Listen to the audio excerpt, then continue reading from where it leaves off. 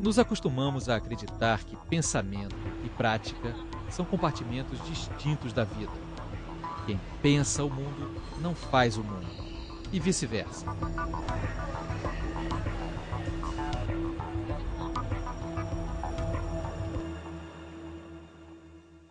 Mas houve um tempo em que os sábios, eventualmente chamados de cientistas ou artistas, circulavam por diversos campos da cultura. Matemática, física, arquitetura, pintura, escultura eram matéria-prima do pensamento e da ação.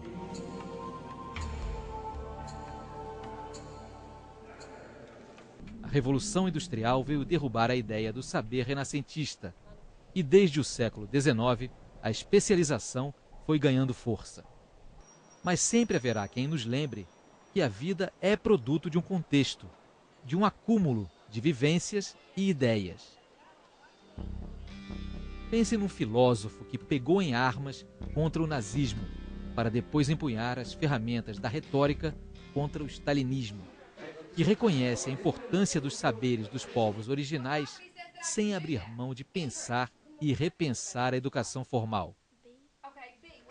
Com mais de 90 anos, o francês Edgar Morin, nascido Edgar Naum no início do século XX, é um dos mais respeitados pensadores do nosso tempo, com uma gigantesca produção literária, pedagógica e filosófica. Em tempos de radicalismos, Morin é herdeiro do melhor do humanismo francês. Recentemente, ele esteve mais uma vez no Brasil para o evento Educação 360, onde voltou a defender a necessidade de ampliar o foco para ver tudo mais claro. Professeur Morin, premièrement, merci beaucoup de nous recevoir ici à Rio pour cette interview. Je voudrais commencer avec une question généraliste, soi-disant. Sociologue, anthropologue, philosophe, enseignant, écrivain et même quelquefois journaliste. Quelle est la meilleure définition d'Edgar Morin et pourquoi?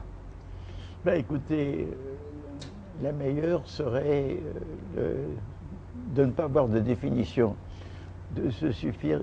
Mais le mot philosophe peut-être me conviendrait bien, mais aujourd'hui la philosophie en général s'est fermée sur elle-même. Et moi, c'est une philosophie qui regarde le monde, les événements, etc. Je suis très marginal. Disons, je suis marginal dans tous ces domaines. Alors écoutez, bon, je suis celui qu'on a envie que je sois. Il serait plutôt plus correct de dire que c'est un penseur du style de la Renaissance, quelqu'un qui mélange un peu toutes ces histoires. Mélanger n'est pas, qui essaye de relier, qui essaye d'avoir une culture qui est faite de connaissances qui aujourd'hui sont très dispersées. Mais c'est vrai que la Renaissance a été remarquable par des hommes qui avaient une connaissance, je ne dirais pas encyclopédique, mais qui était ouverte sur plusieurs domaines. Donc, si vous voulez, je pense que la question fondamentale que chacun se pose, qui sommes-nous? Où allons-nous? D'où venons-nous? Cette question fondamentale, je crois qu'il faut répondre, il ne faut pas l'écarter. La tragédie de notre système de connaissances actuel, c'est qu'il compartimente tellement les connaissances qu'on ne peut plus se poser des questions. Si vous vous posez la question, qu'est-ce que c'est que l'être humain? Vous n'avez pas de réponse, puisque les différentes réponses sont dispersées. Et dans le fond, c'est ça que j'appelle la pensée complexe. C'est une pensée qui relie des connaissances séparées. Et cette pensée complexe dont vous parlez, elle serait en opposition à une pensée simple. Comme se donne ce duel aujourd'hui dans un camp que vous connaissez bien, qui serait l'enseignement? Ce que j'appelle le défi, si vous voulez, de la complexité, c'est que nous sommes dans un monde où nous trouvons des problèmes tellement difficiles qui sont séparés, c'est de les relier. C'est comment relier. Et j'ai fait un travail de très nombreuses années pour en quelque sorte élaborer une méthode qui permette de relier les savoirs, parce qu'il ne faut pas juxtaposer, il faut les articuler. Et je crois que pour mieux comprendre la réalité, pour mieux comprendre que que vous êtes un être complexe, que je suis un être complexe, c'est-à-dire on ne peut pas réduire à un seul aspect de la personnalité, pour savoir que la société est complexe, pour savoir que la mondialisation Je pense qu'il faut une pensée comme ça, sinon vous avez une pensée mutilée. Et ce qui est de très grave, je crois, c'est qu'une pensée mutilée aboutit à des décisions qui sont erronées ou qui sont illusoires. Et comment traduire cela à des élèves, aux nouvelles générations, à travers l'enseignement? Comment est-il possible de prendre cette tâche tellement difficile pour les éducateurs, pour les gens qui étudient l'éducation et qui veulent passer cette pensée un petit peu plus complexe, un petit peu plus en regardant une image un peu plus large du monde que d'être homogénéisé ou simpliste ou avoir des certainités très fragiles? Moi, je propose d'introduire dans l'enseignement des thèmes fondamentaux qui n'existent pas. Je propose d'introduire le thème de la connaissance, c'est-à-dire on donne des connaissances sans jamais savoir ce que c'est que la connaissance. Or, comme toute connaissance est une traduction suivie d'une reconstruction, il y a toujours le risque d'erreur, il y a toujours le risque d'hallucination. Moi, je propose de mettre ces thèmes-là, de mettre le thème de la compréhension humaine. Il faut enseigner la compréhension humaine parce que c'est un mal dont tout le monde souffre à des degrés divers. Ça commence déjà dans la famille, où des fils ne sont pas compris par leurs parents, où les parents ne comprennent pas leurs enfants. Ça peut continuer à l'école, par des professeurs et par des camarades. Ça continue dans la vie de travail, ça continue dans l'amour. Et je crois qu'il faut aussi enseigner à affronter l'incertitude. Parce que dans tout destin humain, il y a évidemment une incertitude de la naissance. La seule certitude, c'est la mort, mais on ne sait pas quand. Mais il est évident que nous sommes non seulement dans les incertitudes, je dirais presque normales, de santé, de mariage, de travail, mais dans une incertitude historique formidable. Avant, on croyait qu'il y avait un progrès qui était certain. Maintenant, le futur, c'est l'angoisse. Et donc, affronter l'incertitude, c'est de ne pas sombrer dans l'angoisse, c'est de savoir qu'il faut, d'une certaine façon, participer avec autrui dans quelque chose de commun. Parce que la seule réponse qui est à ceux qui ont l'angoisse de mourir, c'est l'amour et la vie en commun. Cela nous mène à aussi un des plusieurs chemins qu'on a pour se connaître et pour connaître l'autre, qui est la participation politique. Oui. Et vous, depuis un très très tendre âge, vous avez une participation politique importante dans la résistance et après avec vos relations avec le Parti communiste. Mais très tôt aussi, vous avez appris à faire cette autocritique et vous n'avez pas hésité à critiquer durement le Parti communiste et la montée de l'URSS stalinienne et après de la Chine maoïste aussi, plus récemment de la globalisation.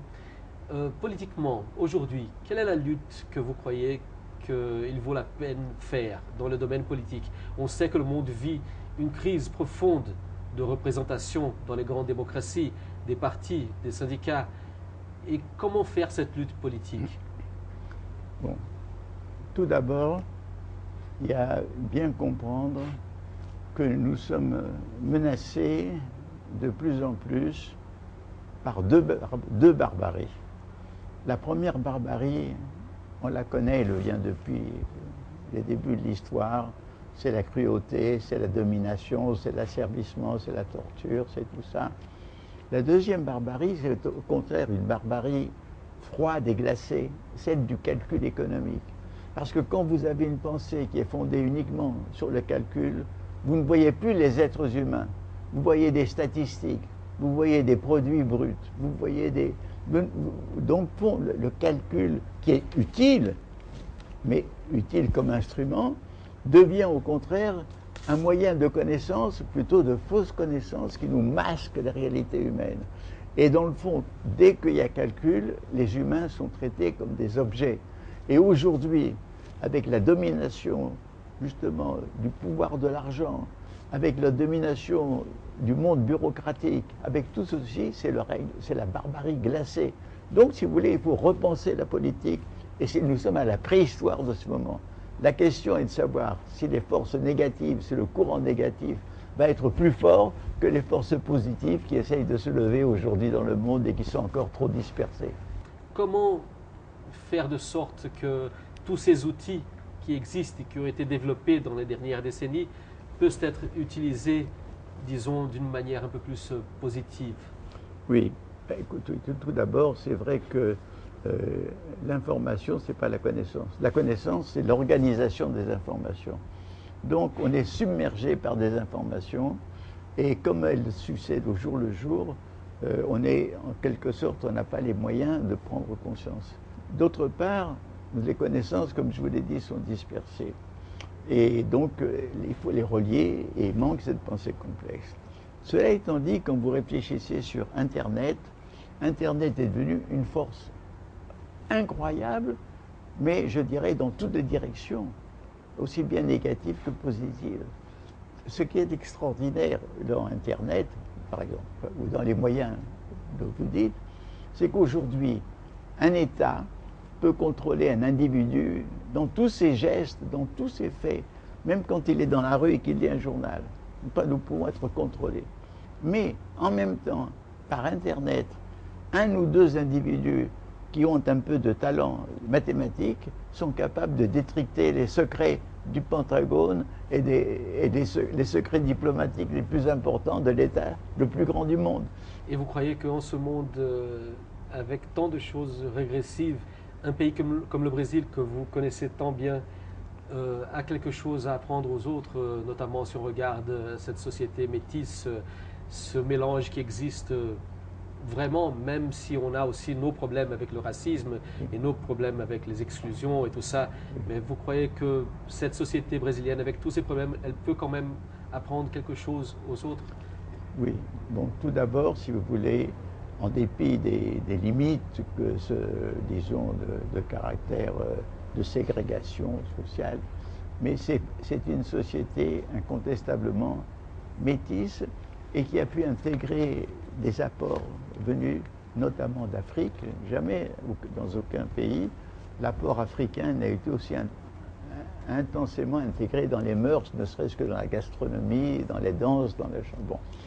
C'est un pays aussi très intéressant parce que c'est un pays où le sud, où il y a beaucoup d'émigrants allemands ou italiens, et le nord-est, qui est très différent avec sa population, où il y a des cabocles, où il y a des... Donc, malgré cette grande diversité, c'est un pays qui n'a jamais voulu se dissocier. Regardez, hein, en Italie, l'Italie du Nord veut se dissocier de l'Italie du Sud. En Angleterre, l'Écosse veut quitter l'Angleterre. Mais là, au Brésil, malgré cette extraordinaire hétérogénéité, il y a cette culture commune qui fait qu'elle maintient l'unité. Et donc, je voulais, le Brésil, pour moi, est un grand stimulant. C'est un stimulant intellectuel, mais c'est aussi un stimulant humain. Parce qu'il y a quand même une chaleur humaine, il y a un sentiment de familiarité que nous avons perdu aussi en France et qu'on trouve très vivant au Brésil.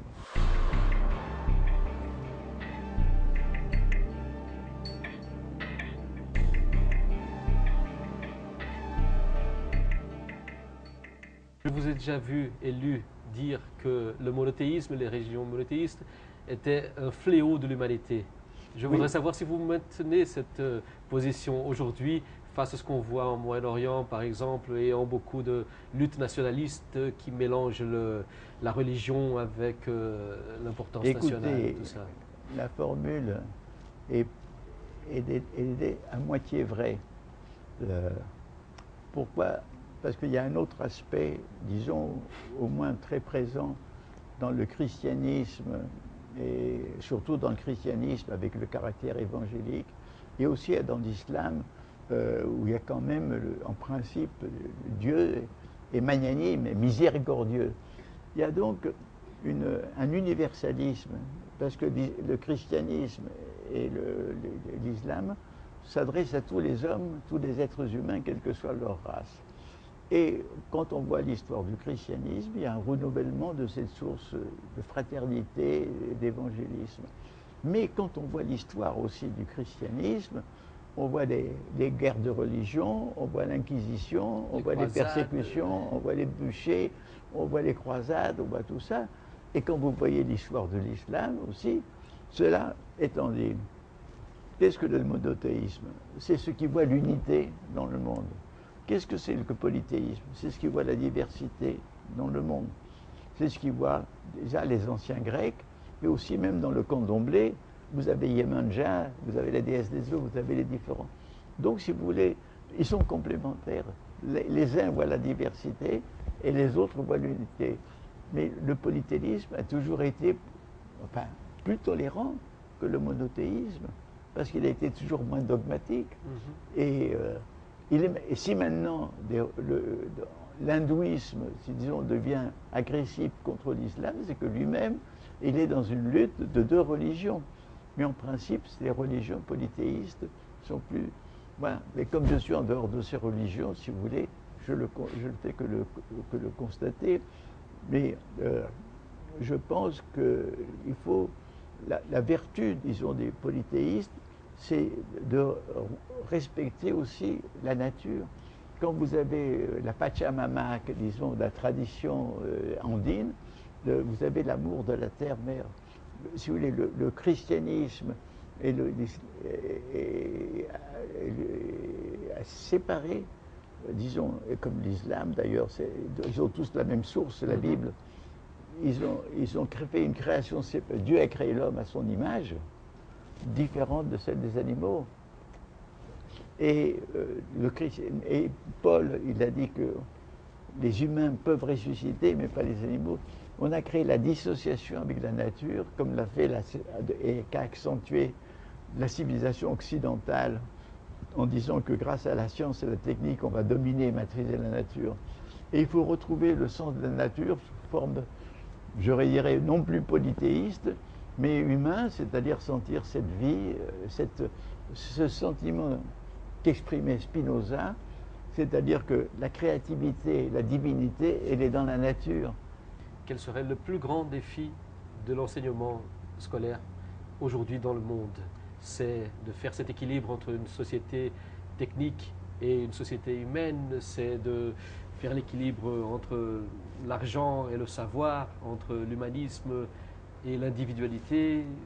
Qu'est-ce que serait le grand défi? Tout d'abord, c'est de ne pas se laisser contaminer par la logique de l'entreprise. Une université, ce n'est pas une entreprise. C'est comme un hôpital, ce n'est pas une entreprise, comme ça s'appelle le public.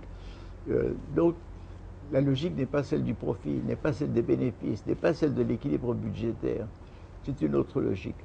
Ensuite, ne pas obéir, si vous voulez, au dogme de l'évaluation.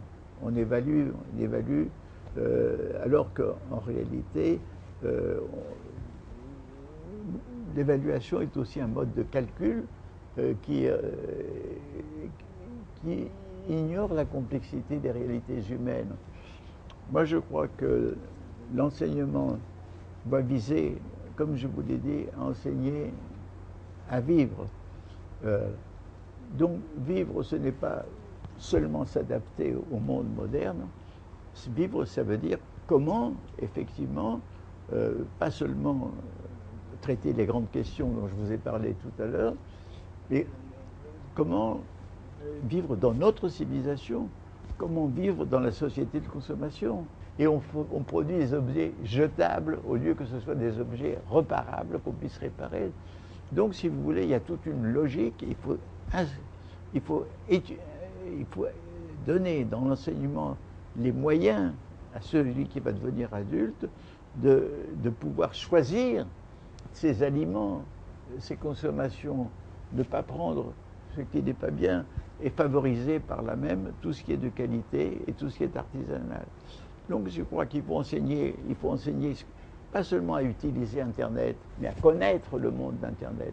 Il faut enseigner à savoir comment et sélectionner l'information dans les médias, parce que l'information est toujours sélectionnée. Comment, pourquoi? Il faut enseigner, si vous voulez, il y a tout un enseignement à notre civilisation qui n'est pas fait.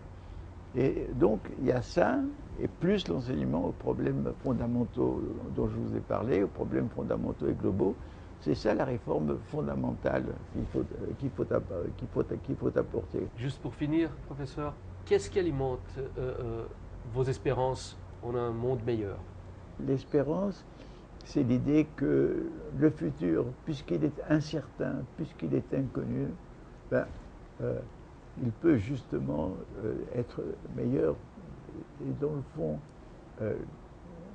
mon sentiment profond, c'est que je suis un tout petit morceau temporaire dans une gigantesque aventure qui est celle de l'humanité, qui a commencé peut-être il y a 7 millions d'années quand un primate est devenu bipède, qui s'est poursuivi et qui s'est poursuivi à travers la préhistoire, l'histoire, la fin des empires, les événements, les guerres mondiales, aujourd'hui la mondialisation. C'est une aventure absolument incroyable. Et comme le passé est déjà incroyable, je sais que le futur lui-même sera incroyable. Mais je sens que je fais partie de cette totalité, que je le veuille ou non. Et ça aussi, ça me pousse en avant. Je ne renonce pas. Je suis, sans que je le veuille, je suis animé par ce sentiment d'être dans l'aventure.